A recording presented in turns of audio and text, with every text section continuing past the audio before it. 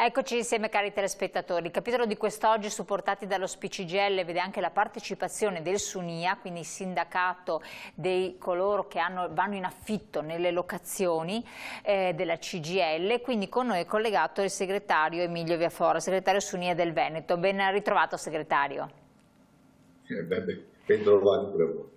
Allora, parliamo di un tema molto importante che riguarda tantissime persone, il problema degli sfratti, delle locazioni, di appartamenti che dovevano essere ristrutturati, che purtroppo magari versano in condizioni ancora fatiscenti e sono pubblici, di case che non ci sono, che dovrebbero esserci, di affitti anche molto costosi, di famiglie in difficoltà, giovani coppie ma anche persone anziane. Segretario, una situazione difficile, c'è stato lo sblocco degli sfratti, auspicato perché c'era un periodo abbastanza lungo che è rimasto tutto quanto fermo, auspicato naturalmente dai proprietari perché a loro volta non tutti nuotano nell'oro, c'erano anche persone anziane che contavano su quell'entrata, peraltro non sempre così esorbitante ma a volte esigua, detrate le tasse eccetera, però questo ha ingenerato delle nuove fragilità.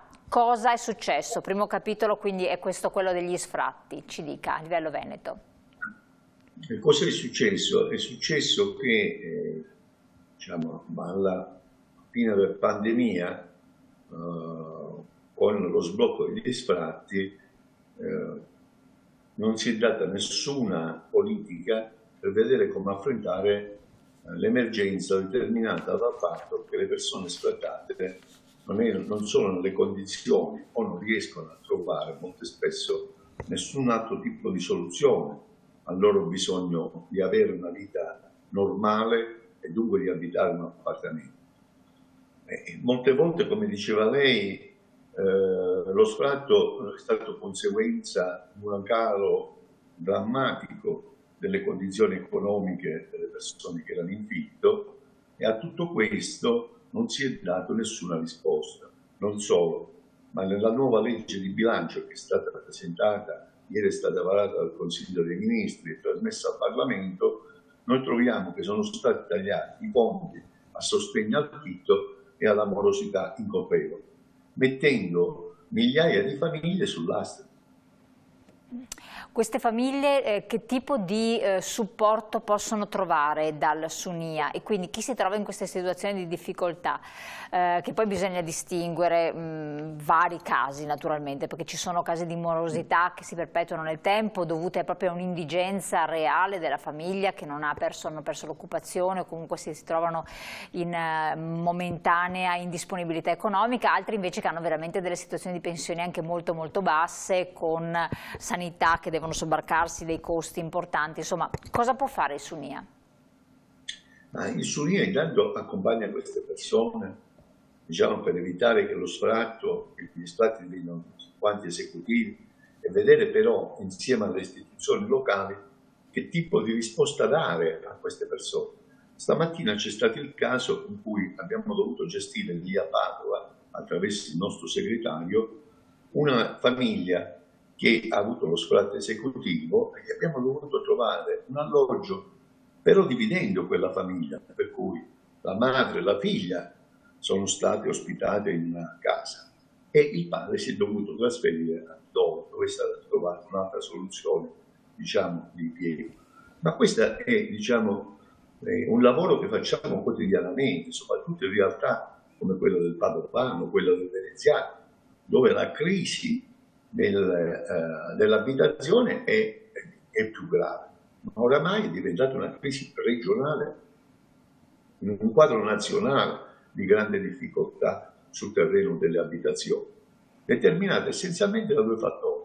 Il primo è che questo governo non ha trovato di meglio che tagliare appunto il sostegno alle famiglie fragili e alle persone più in difficoltà, e dall'altro la mancanza di interventi per aumentare l'edilizia residenziale pubblica, anzi si lascia deperire quella che c'è, si lascia nell'abbandono, non vengono fatte le manutenzioni, per cui arriviamo al paradosso che ci sono 22.000 domande, persone che hanno fatto domanda e che sono nelle graduatorie, e 7.000 alloggi che sono subiti, alcuni dei quali andrebbero manutentati, altri che sono nuovi e non vengono assegnati. Perché non vengono assegnati questi alloggi, quelli nuovi, e quelli che vengono manutentati posso immaginare perché hanno dei costi rilevanti per la manutenzione, perché si tratta di lavori magari di ristrutturazione importanti. Ma senza quei lavori di ristrutturazione noi perdiamo il patrimonio pubblico.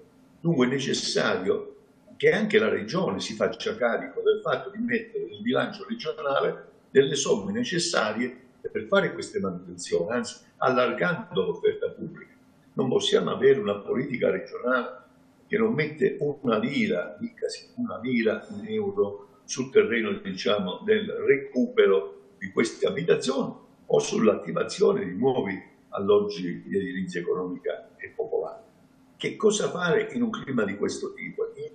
Bisogna fare quello che normalmente un paese civile dovrebbe fare, cioè capire quali sono le emergenze che in questo momento percorrono la società, che a mio avviso sono l'abitare, la sanità e l'istruzione, e vedere che risposte dà. Guardate che la questione dell'abitazione è strettamente legata ad un altro fattore, perché noi parliamo di famiglie, ma pensiamo per esempio ai ragazzi fuori sede. Sì, quindi gli studenti. Si nega il diritto allo studio, alla formazione. Naturalmente questo diritto a chi viene negato? Ai figli dei lavoratori, delle lavoratrici, di quel ceto medio che prima era in grado di mantenere i figli allo studio e che oggi rischia di non poterlo fare più, con un danno che riguarda i ragazzi, ma che riguarda l'intera società italiana. Io penso che questo sia intollerabile. Dall'altra abbiamo sempre di più una popolazione, come si chiama, che è oberata dalle difficoltà, determinata dal fatto che cala il potere d'acquisto dei salari e delle pensioni, mentre il costo della vita aumenta. Io penso che è una situazione che è una bomba sociale che prima o poi scoppia, spaccando la società e determinando una situazione di crisi anche esistenziale per le persone. Certo, però c'è un aspetto che anche riguarda i proprietari di immobili, che alcuni hanno ristrutturato le case, che erano fatiscenti, messe a posto, spendendo anche moltissimi soldi, ma non hanno un sgravio dal punto di vista fiscale che possa convenire il fatto di dire diminuisco il canone di locazione e ci sto dentro con le tasse da pagare, l'IRPEF, l'IMU, seconda casa, eccetera. Assolutamente no. Si alza magari l'aliquota per quel che riguarda magari gli affitti brevi e questo va sempre a gravare poi alla fine sull'utilizzatore finale, perché ovviamente il proprietario non può sobbarcarsi tanti oneri economici. Questo è un deterrente, cioè se la casa fosse più gestibile anche per il proprietario, invece che diventare un misero investimento, potrebbe essere più investibile per tutti, più fruibile per tutti. Forse bisogna fare un ragionamento, insomma. Intanto è possibile, come si chiama, che si facciano gli accordi territoriali, come si fanno in tutti quanti i paesi, come abbiamo fatto anche in Veneto. Va bene, tra assegnatari, tra affittuari, tra sindacati di rappresentanza delle persone in affitto e le associazioni dei proprietari per i fitti concordati. In quel caso si paga una cedolare secca che è il 10% se il canone sta dentro i valori OMI, che sono i valori sul patrimonio immobiliare, in maniera tale che ci sia un contenimento dei fitti e contemporaneamente una tassazione più bassa. Per cui purtroppo invece abbiamo una situazione diversa, che non c'è nessun incentivo reale, perché si è scelta la strada invece di una vendita immobiliare determinata e favorita dai cosiddetti affitti brevi. Qui non si parla di chi fitta una stanza, va bene, per ospitare una persona, eccetera, eccetera. Si tratta di aver sostituito, aver drogato un mercato, quello determinato dai fitti brevi, che ha, soprattutto attraverso le piattaforme, che molto spesso evadono anche, diciamo, il pagamento e la fiscalità, ha determinato un innalzamento complessivo dei prezzi e del costo, per cui il fitto è diventato una cosa impossibile. C'è tra l'altro, vorrei sottolineare, per chi gira per il Veneto, non si trovano più case in fitto, e non parlo soltanto, diciamo, di case di particolare pregio, nemmeno case, diciamo, normali, verso le persone normali. Noi abbiamo moltissimi, si parla di una crisi di persone che vengono qui a lavorare, che non vogliono venire, ma che riguarda anche il settore pubblico, oltre che il settore privato, ma molte di quelle persone non vengono, non sono disponibili a trasferirsi perché non trovano abitazioni se non a prezzi assolutamente inaccessibili. Certo. E non si tratta di mettere qui in discussione chi ha avuto la fortuna, la possibilità, ha fatto i sacrifici per avere un'altra abitazione. Qui si mette in discussione un sistema.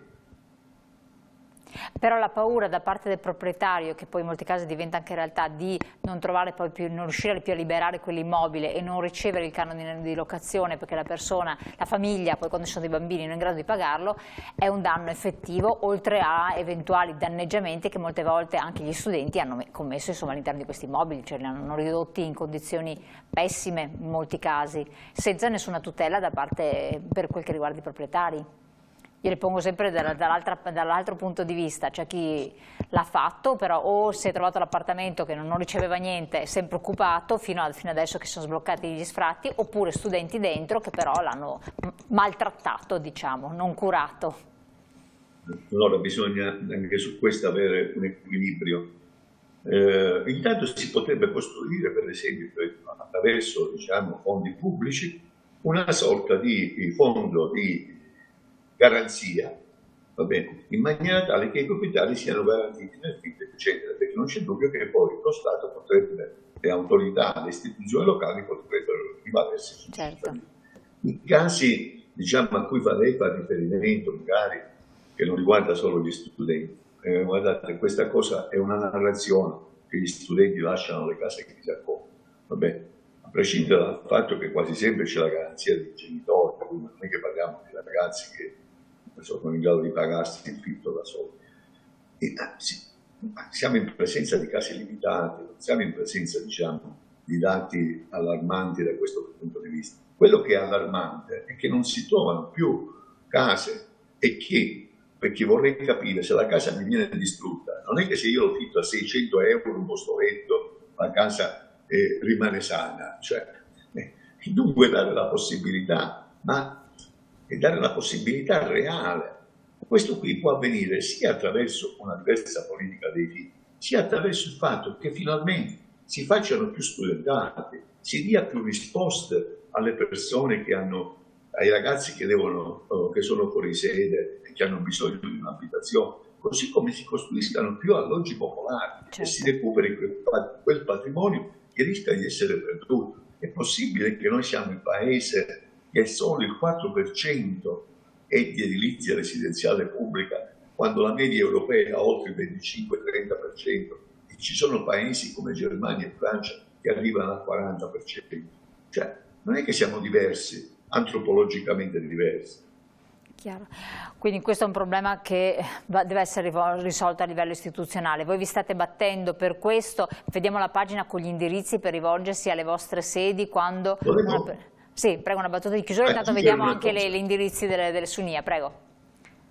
Dica pure. Aggiungere solo questo, che noi abbiamo chiesto da tempo alla Regione di aprire un tavolo tra noi, istituzioni locali e anche associazioni della proprietà, per vedere come si mette mano ad un piano casa regionale che sia in grado di dare risposta ai cambiamenti sociali che sono intervenuti, alla diversa demografia, all'invecchiamento della popolazione, alla necessità che le giovani coppie abbiano una prospettiva di vita, altrimenti tutte le chiacchiere che si fanno sulla famiglia, sul fatto che c'è l'inverno demografico e che bisognerebbe fare più figli, sono solo battute propagandistiche che non trovano poi una concretezza nelle scelte politiche che si fanno. Assolutamente, più che mai in un periodo quando comprare casa diventa estremamente oneroso, visti anche i tassi dei mutui che sono assolutamente inaccessibili. Qui si apre tutto il capitolo anche delle giovani coppie.